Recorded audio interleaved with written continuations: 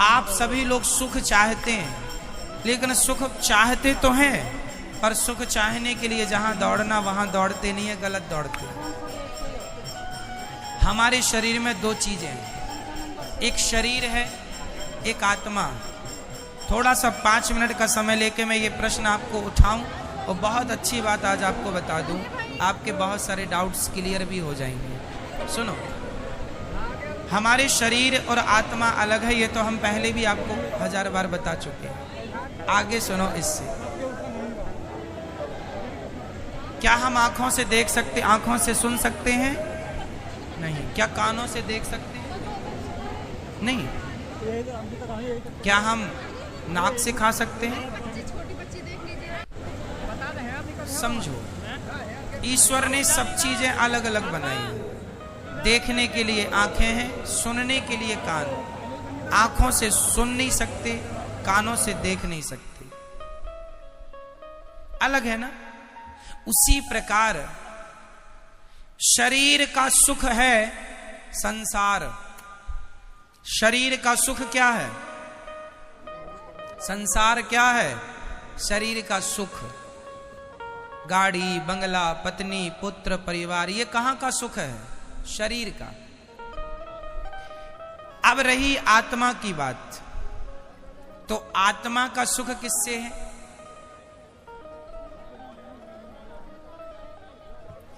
समझो, सिद्धांत को समझो, साइंस को समझो। चलो मैं साइंस से जोड़ता हूं इस सब्जेक्ट को। आप किसी भी वस्तु को ऊपर से छोड़ दीजिए, वो पृथ्वी पर जाके गिरेगा। साइंस कहता है गुरुत्वाकर्षण पृथ्वी में। ये तो सत्य है कि गुरुत्वाकर्षण है, पर इसके अतिरिक्त एक सत्य और है, क्योंकि वो पृथ्वी का ही हिस्सा है। इसलिए अंश अपने अंशी की ओर भागता है। अंश हमेशा किसकी ओर भागेगा? अंशी की ओर। जैसे ये पुष्प, ये किसका अंश है? ये पृथ्वी का अंश है, क्योंकि पृथ्वी से पेड़ बना, पेड़ पर ये पुष्प खिला।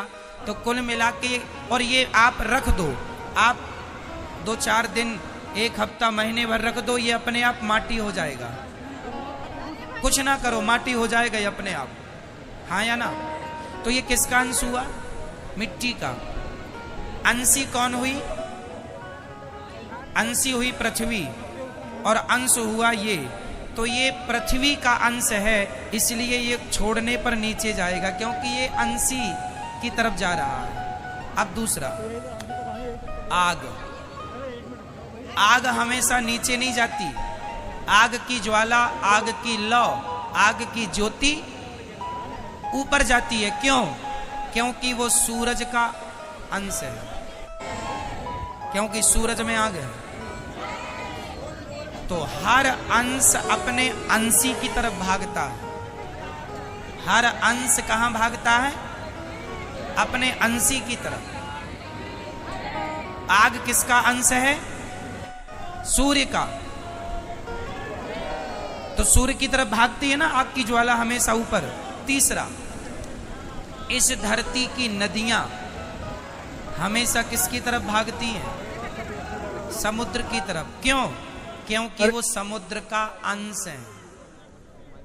क्योंकि पानी जो बरसता है, समुद्र का ही तो वाष्पीकरण होता है पानी, और फिर वही बरसता है। तो वो एक्चुअली इनडायरेक्ट वो समुद्र का ही पानी है, बरसता है, नदियों में आया, फिर वो अपने अंश की तरफ भागा, अपने अंशी की तरफ। समझो, जैसे पृथ्वी का कोई भी हिस्सा वो पृथ्वी की तरफ भागता है। कोई भी पुष्प, कोई भी पत्थर, कोई भी मिट्टी का ढेला, क्योंकि वो पृथ्वी का अंश है, इसलिए पृथ्वी की तरफ। आग सूर्य का अंश है, इसलिए सूर्य की तरफ। नदी समुद्र का अंश है, इसलिए समुद्र की तरफ। और हमारी आत्मा ईश्वर का अंश है। ईश्वर अंश जीव अविनाशी, इसलिए जब ये ईश्वर की तरफ भागेगी तब ही इसे सुख मिलेगा, अन्यथा इसे कभी सुख मिल नहीं सकता। आप लोग रसगुल्ला खाते हैं, तो आप कहते हैं आनंद आ गया। अरे रसगुल्ला से शरीर को आनंद आ सकता है, इंद्रियों को आनंद आ सकता है, आत्मा का तो रसगुल्ला से कोई लेना देना नहीं। क्यों? आत्मा किसका अंश है? ईश्वर अंश। ये ईश्वर का अंश है। इसलिए यदि आत्मा को सुख देना है, आज लोग दुखी, सब कुछ है आपके पास, फिर भी आप अशांत हैं, फिर भी आप परेशान हैं, उदास हैं। क्यों? क्योंकि आप संसार में सुख ढूंढ रहे हैं। अब मिलेगा, अब मिलेगा। पागल हो, है ही नहीं, मिलेगा कहां से? जैसे आंख कभी सुन नहीं सकती, कान कभी देख नहीं सकता, उसी प्रकार आत्मा कभी रसगुल्ला खा नहीं सकती, आत्मा कभी पानी पी नहीं सकती, आत्मा को पैसों में सुख नहीं मिल सकता, संसार के भोगों में सुख नहीं मिल सकता। आत्मा का सुख तो परमात्मा में है। जितने जल्दी ईश्वर की तरफ बढ़ो लोगे, जितने जल्दी उसका ध्यान कर लोगे, उतने जल्दी सुखी हो जाओगे। सुखी होना चाहते हो तो भगवान की तरफ बढ़ो।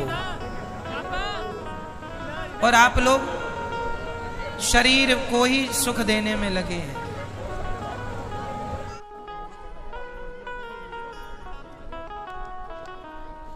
शरीर, इसलिए शरीर जो है ये संसार की तरफ ले जाता है आपको। क्यों ले जाता है? क्योंकि शरीर संसार से बना है। संसार में 5 चीजें हैं, पृथ्वी, जल, वायु, अग्नि, आकाश। और ये 5 चीजों से आपका शरीर बना है, तो आपका शरीर आपको संसार की तरफ ले जाता है, क्योंकि संसार से बना है।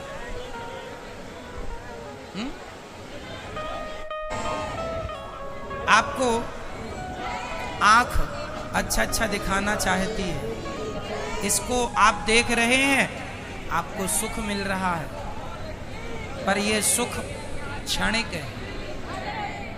यह सुख क्या है? क्षणिक है, जरा सी देर का। खाने का सुख भी क्षणिक है, जरा सी देर का।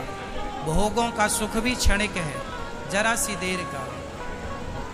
आप जरा सी देर के सुख के पीछे सारी जिंदगी लगाए हैं। सारी जिंदगी आपको लगता है अरे वो करोड़पति बन गया, मैं भी बन जाऊंगा, मुझे भी सुख मिलेगा। सब करोड़पति बन रहे हैं। पूछ लो करोड़पतियों से वो कितने सुखी हैं। सुख संसार में नहीं मेरी मां। शरीर का संबंध संसार से है, आत्मा का संबंध परमात्मा से है। और मैं शरीर नहीं, मैं आत्मा हूं।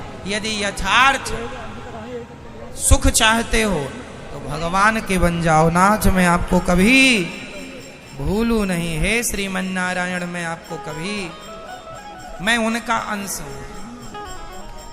पर विडंबना तो देखो,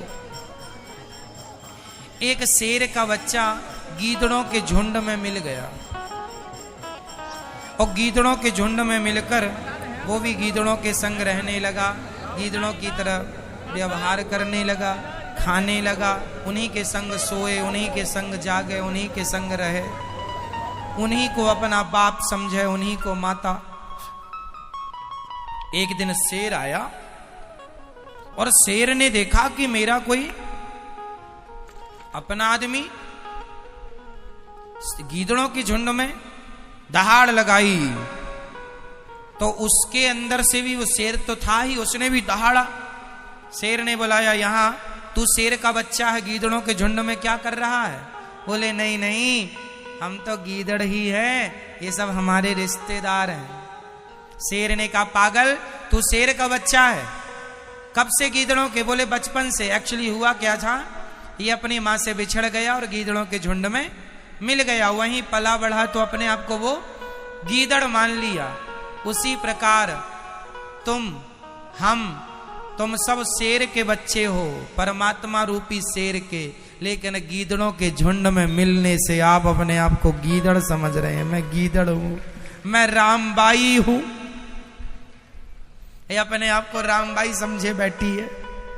मैं गीताबाई हूं, मैं सीता हूं,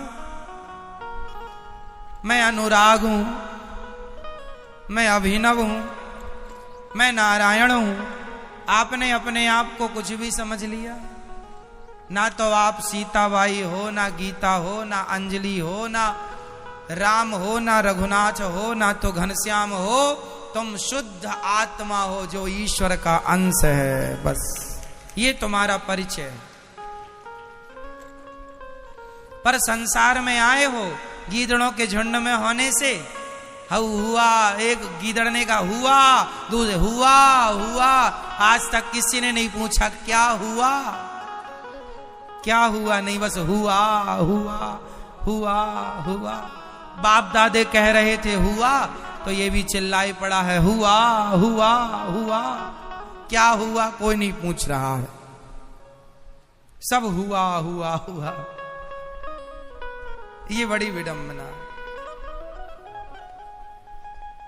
इसलिए मेरी मां, ना तुम किसी की मां हो, ना तुम किसी के बाप हो, ना तुम किसी की चाची हो, ना चाचा हो, ना नाना हो, ना नानी हो।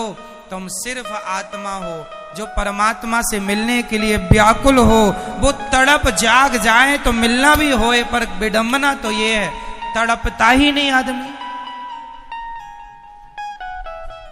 पत्नी के लिए रो रहा है, परिवार के लिए रो रहा है, भगवान के लिए नहीं रोता। जाना सबको वही है मेरी मां, अपना लोक परलोक ना बिगाड़ो। बस इतना ही कहेंगे हम आपसे।